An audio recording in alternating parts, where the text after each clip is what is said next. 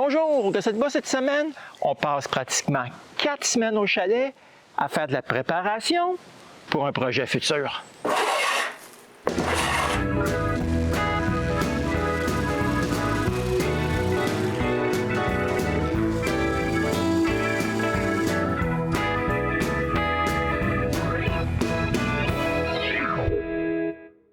Ouais, j'aimerais bien construire un abri semblable à ça au chalet pour pouvoir y entreposer mon excavatrice. Ouais, c'est un assez gros projet, ce qui veut dire qu'on a pas mal de choses à apporter et pas juste dans la remorque, mais aussi dans la boîte du camion. Rendu au chalet, comme je m'y attendais, ma pile de bio m'empêche de reculer plus que ça. Ouais, mais c'est pas grave. J'arrive quand même à vider les 18 poches de ciment, les 2 feuilles de contreplaqué ainsi que les 12 blocs de béton. Les troncs, eux autres, sont assez gros, mais à 2, on arrive à y déplacer. Je peux donc stationner la remorque plus loin, ce qui me donne accès à la boîte du camion pour descendre le scie. Ouais, ça fonctionne assez bien, jusqu'à ce que j'essaye de la déposer par terre doucement. Ouais, mais on arrive quand même à la déposer sur ses rails.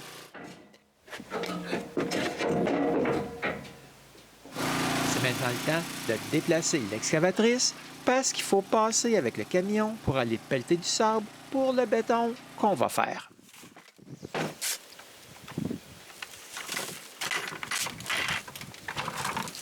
En tout, là, on remplit 24 seaux de sable. Rendu au chalet, je les vide tous sur une bâche.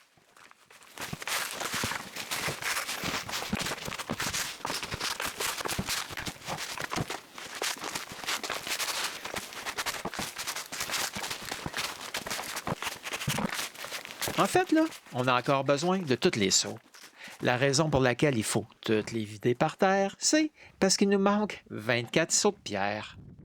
Pour ça, je trouve un endroit où il y a pas mal de pierres, du format que je veux, et ensemble, on les remplit tous.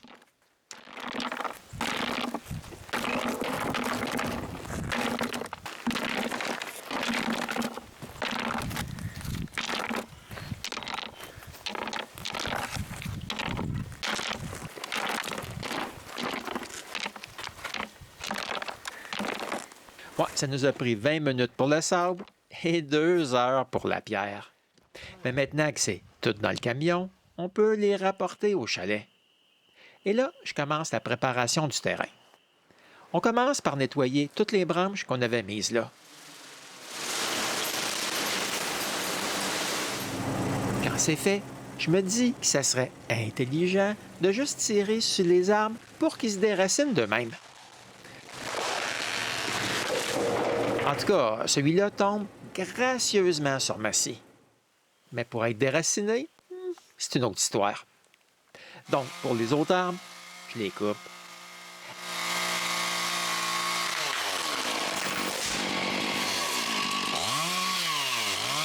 Après avoir tout ébranché et coupé les arbres en bio, je peux couper des racines et arracher les souches.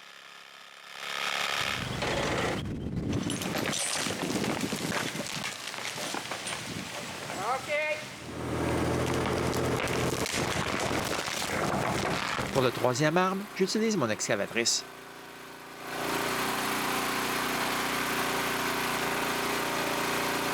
Avant de continuer nos travaux, on décide de réparer ce bout de notre chemin. On retourne donc chercher du sable.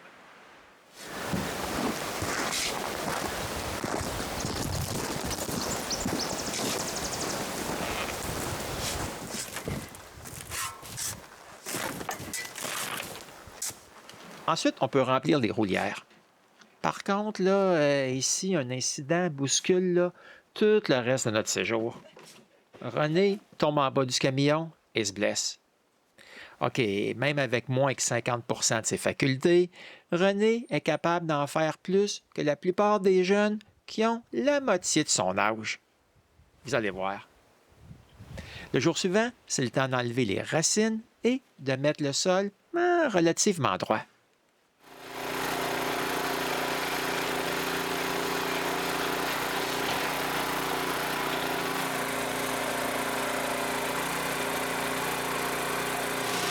Comme c'est pas mal juste l'excavatrice qui travaille, René peut se reposer un peu.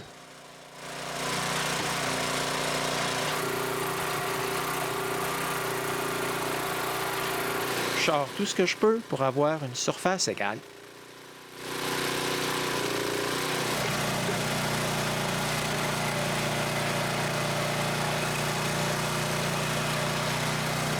Ensuite, j'écrase partout.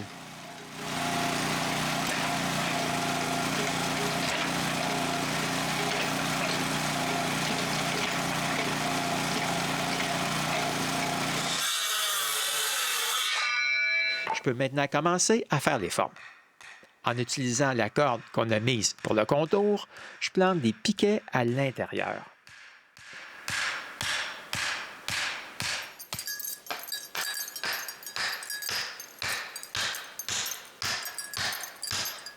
Ah, puis comme il est assez tard, je peux utiliser le laser que j'ai apporté pour marquer tous les poteaux.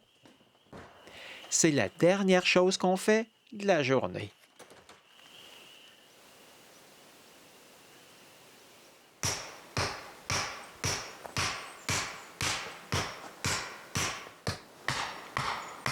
Le lendemain, je plante les piquets de l'extérieur et je creuse une tranchée pour un tuyau que je pourrais utiliser pour amener des fils électriques.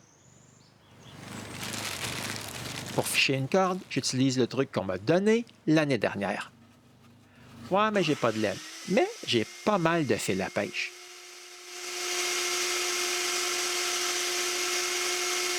Ouais, je dois avouer qu'utiliser un aspirateur, c'est pas mal plus facile que toutes les autres techniques que j'avais déjà utilisées. Tout ce qui me reste à faire, c'est de sortir une vraie corde du tuyau et je peux continuer avec mes formes. En fait, comme tous les poteaux sont en place, il reste qu'à y visser les 2x4.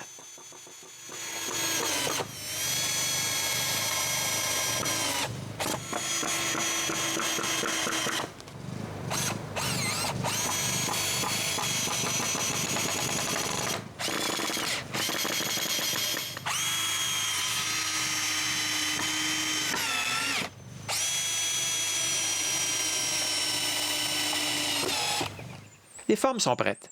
Par contre, j'ai un léger problème. À certains endroits, le béton pourrait s'échapper. Je dois arranger ça. Mais avant, je dois faire quelque chose pour pouvoir passer par-dessus les formes.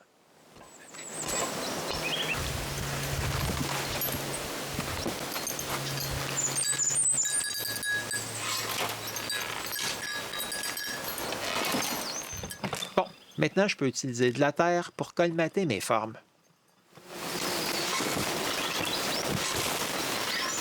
Ah, c'est fait.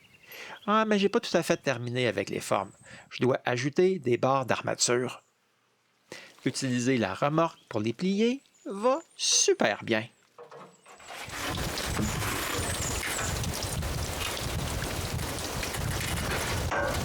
Après les avoir toutes mises en place, il faut les brocher ensemble. Ouais, mais il est maintenant trop tard pour couler le béton. Mais on peut nettoyer des blocs par contre. J'apporte les blocs près de René et elle les nettoie.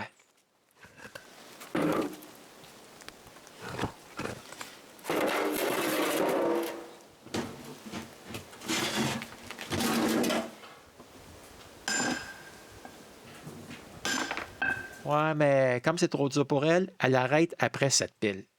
Sauf qu'il en reste bien d'autres à nettoyer. Je m'occupe donc d'enlever le vieux mortier, tandis que René s'occupe de la mousse. En fin de journée, on a toute cette pile de gros blocs et celle-ci de petits blocs. Le lendemain, c'est le temps de mélanger du béton.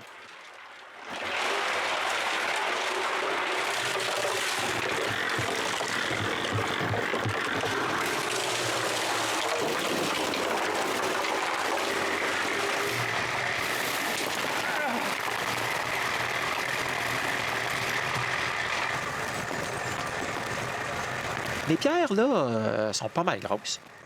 Après 3 brouettes de béton, j'en fais une sans roche et je mets le dessus lisse.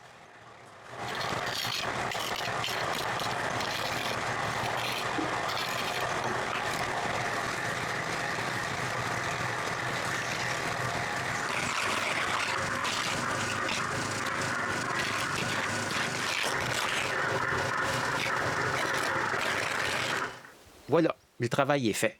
Il ne reste plus qu'à attendre que le béton soit dur. En attendant, je déplace tous les gros blocs plus près pour ne pas avoir à trop marcher le lendemain. Ensuite, je coupe tous les blocs brisés pour qu'ils aillent tous deux côtés droits.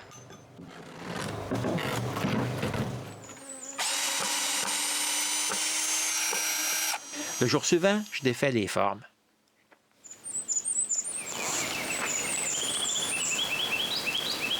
J'utilise 4 blocs pour figurer le carré de l'abri. Je marque les coins et je perce des trous pour des vis.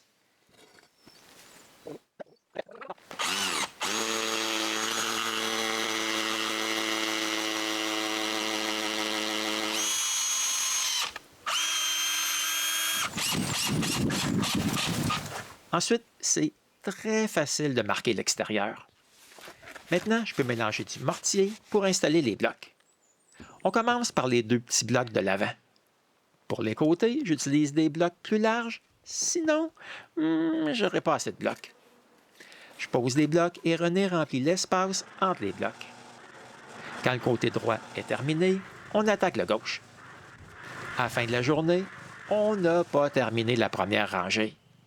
Ouais, mais pour ma défense, là, j'avais aussi tout déplacé cette pile de blocs avant de commencer. Le lendemain, on continue la pose des blocs.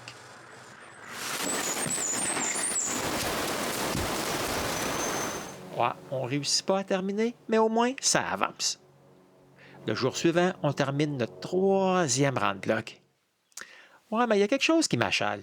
Les guêpes et les souris pourraient se faire des nids dans les trous des blocs qui sont larges.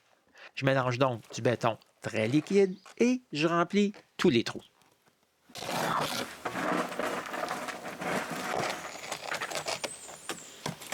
Enfin, la partie de béton est terminée. Bon, ça a quand même pris plusieurs jours. Le jour suivant, je remblaye la tranchée du tuyau et je commence à couper des troncs d'arbres.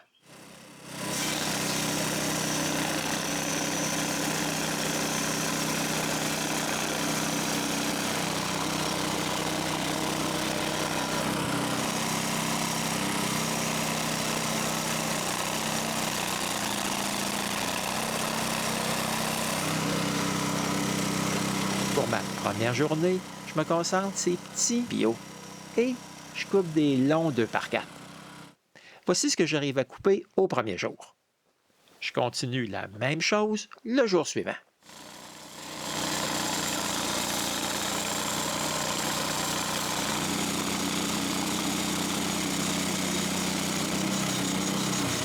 Je réussis à avoir tous les 4x4 dont j'aurai besoin et un peu de 2x4 qui sont plus courts. Au 3e jour de coupe, je commence la pile de plus gros troncs que j'avais rapportés dans le stationnement au cours de l'hiver. Comme les troncs sont plus gros, je commence à couper des planches.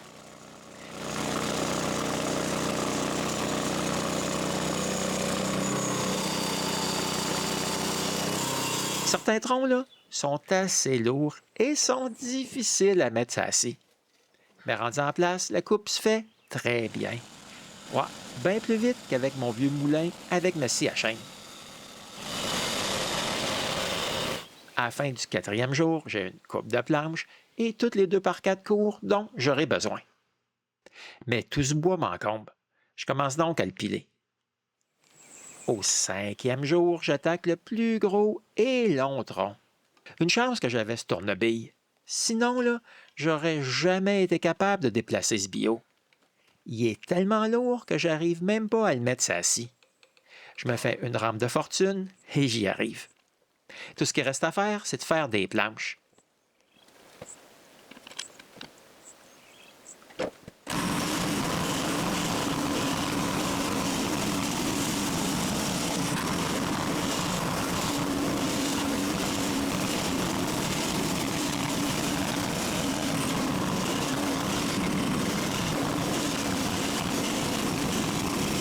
Ah, mais il manque de longs 2x4. Je garde donc le centre pour découper 5 2x4. Voici tout ce que j'arrive à couper dans ma 5e journée.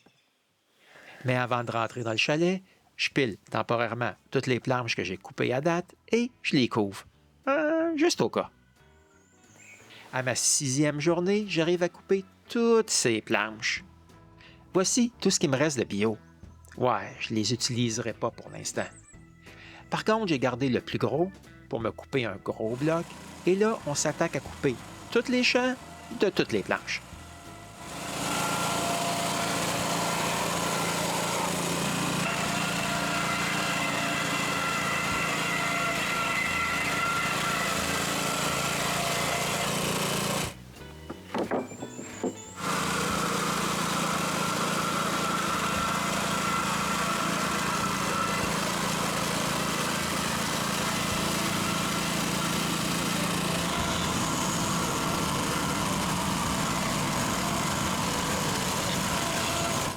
Voici toutes les planches que j'ai coupées durant la journée. J'avais aussi coupé toutes ces petites planches. Voici toutes les planches à la fin de la 8e journée. Il me reste encore toutes ces longues planches larges à couper.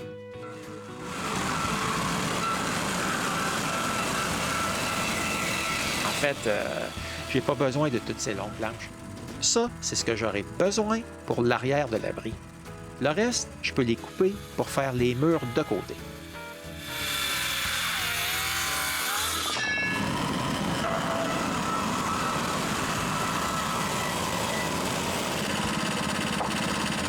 Après 9 jours consécutifs, j'ai cette belle pile de planches de toit et de murs. J'ai aussi ces planches un peu moins longues qui seront parfaites pour le toit. Ça, c'est la pile d'écorce. C'est assez impressionnant. Mais j'ai quand même un petit regret. J'ai juste été capable de prendre qu'une seule marche avec Louis. Il faudra se reprendre une autre fois. Mais au moins, on a une bonne partie de prête. Malheureusement, j'ai pas assez de planches, mais juste assez pour pouvoir commencer. Mais ça sera pour un autre épisode du Gosseur de bois.